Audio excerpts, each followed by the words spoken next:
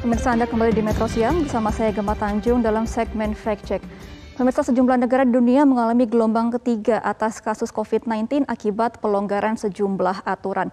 Bukan tidak mungkin gelombang ketiga ini dapat terjadi di Indonesia akibat pelonggaran aturan dan juga longgarnya penerapan protokol kesehatan. Lalu seperti apa strategi pemerintah untuk mencegah terjadinya kenaikan kasus COVID-19? Kita akan melihat lebih dahulu apa saja faktor-faktor yang dapat mempengaruhi ataupun menaikkan kasus COVID-19 di Indonesia. Ketua Satuan Tugas COVID-19 dari Pengurus Besar Ikatan Dokter Indonesia, yaitu Dr. Zubairi Jorban, mengatakan bahwa ada 3 faktor besar yang dapat mempengaruhi kenaikan kasus COVID-19 di Indonesia. Yang pertama adalah mutasi virus varian baru. Diketahui bahwa virus SARS-CoV-2 atau COVID-19 ini dapat bermutasi secara cepat sehingga dapat melakukan pemaparan kepada manusia lebih cepat, sehingga mutasi virus ini dapat menjadi salah satu faktor yang menyebabkan kenaikan kasus COVID-19. Kemudian juga tingginya kasus COVID-19 di negara tetangga seperti di Malaysia, Singapura, dan juga Thailand. Dan kemudian juga klaster COVID-19 akibat pembukaan ataupun pelonggaran aktivitas seperti saat ini, PPKM sudah mulai dilonggarkan sehingga mobilitas warga sudah semakin meningkat. Lalu kita juga akan melihat pernyataan dari juru bicara Kemenkes RI, Siti Nadia Tarmizi, yang mengatakan bahwa gelombang ketiga adalah sesuatu yang niscaya atau pasti terjadi. Karena apa? Negara yang sudah mengalami gelombang ketiga memiliki cakupan vaksinasi yang tinggi dan juga memiliki tingkat prokes yang sudah baik seperti di Inggris, Amerika Serikat, yang mana negara tersebut sudah melakukan prokes secara ketat. Nah, pemirsa, kita kemudian juga akan membahas mengenai apa saja strategi dari pemerintah untuk mencegah dan juga menekan angka kasus COVID-19 agar tidak terjadi gelombang ketiga. Yang pertama adalah pelonggaran aktivitas diikuti oleh pengendalian lapangan yang ketat. Kemudian juga meningkatkan laju vaksinasi lansia, terutama di wilayah aglomerasi dan juga pusat-pusat pertumbuhan ekonomi, serta percepatan vaksinasi untuk anak di usia 12 tahun ke atas. Kemudian juga penertiban mobilitas pelaku perjalanan internasional. Kita ketahui bahwa saat ini Bali sudah mulai dibuka untuk turis, sehingga pemerintah akan memperketat juga untuk perjalanan internasional dan juga mobilitas warga asing yang masuk ke Indonesia. Kemudian juga pengawasan kegiatan dan untuk mengedukasi warga di daerah tentang protokol kesehatan serta mendorong kembali agar masyarakat tetap disiplin menjalani protokol kesehatan. Membicarakan mengenai peningkatan ataupun laju vaksinasi, kita akan melihat data yang sudah kami himpun pada hari Jumat kemarin, tanggal 22 Oktober, di mana untuk saat ini capaian vaksinasi di Indonesia untuk dosis pertama sudah ada lebih dari 111 juta orang atau setara dengan 53,54% dari target. Sedangkan untuk dosis kedua ini sudah ada lebih dari 66 juta orang atau setara dengan 31,84%.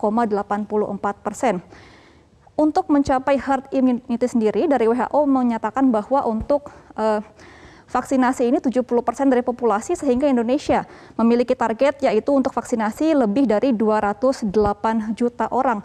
Harus sudah divaksinasi untuk mencapai herd immunity di Indonesia sendiri. Nah, pemirsa, untuk saat ini memang kasus sudah mulai menurun sehingga pemerintah sudah mulai melonggarkan sejumlah aturan di masa PPKM level 1 dan juga 2. Kita akan melihat sejumlah perubahan yang saat ini sudah mulai diaplikasikan. Yang pertama adalah supermarket, pasar, dan juga mal sudah mulai dibuka hingga 100%. Kemudian juga tempat bermain anak di mal kembali dibuka dan tempat wisata sudah bisa dimasuki oleh anak usia di bawah 12 tahun. Dan kembali ke mal lagi, kapasitas bioskop yang semulanya ini 50% sekarang sudah dinaikkan menjadi 70%. Kemudian untuk aturan mobilitas, untuk menaiki pesawat sendiri, seluruh penumpang sudah diwajibkan menyertakan hasil tes negatif swab PCR walaupun sudah vaksinasi COVID-19 sebanyak 2 dosis. Kemudian juga untuk kapasitas Transjakarta sudah dimaksimalkan menjadi 100%.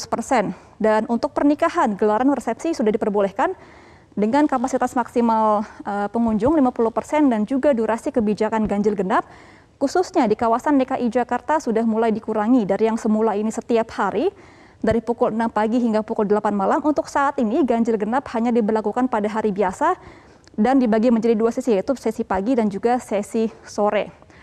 Pemirsa, dengan pelonggaran aturan ini, sejumlah negara mengalami kenaikan kasus COVID-19 yang cukup signifikan, khususnya di Amerika Serikat dan juga di sebagian negara di Eropa. Kita akan melihat di Amerika Serikat sendiri kasus sudah mencapai 82.000 untuk kasus hariannya. Sedangkan untuk di Eropa sendiri, di Inggris sudah mencapai 49.000 per hari, kemudian juga di Rusia 37.000, di Jerman 8.000, kemudian juga di Belgia, dan kita akan ke kawasan Asia, negara tetangga, di mana ini untuk Singapura sendiri mencapai 3.637 per hari kasus COVID-nya, kemudian juga di Thailand dan juga Filipina sudah melebihi angka 5.000 kasus per harinya. Nah pemirsa, dengan adanya penurunan kasus COVID-19 diharapkan masyarakat Indonesia tidak terlena dengan keadaan ini. Semoga seluruh masyarakat tetap sadar dan juga tetap mentaati protokol kesehatan seperti menggunakan masker, mencuci tangan, dan juga menjaga jarak, serta menjaga mobilitas agar tidak terlalu sering keluar rumah jika tidak memiliki urusan yang cukup penting. Pemirsa, Metro Siang akan dilanjutkan oleh rekan Eva Bondo setelah jeda yang satu ini. Tetap bersama kami.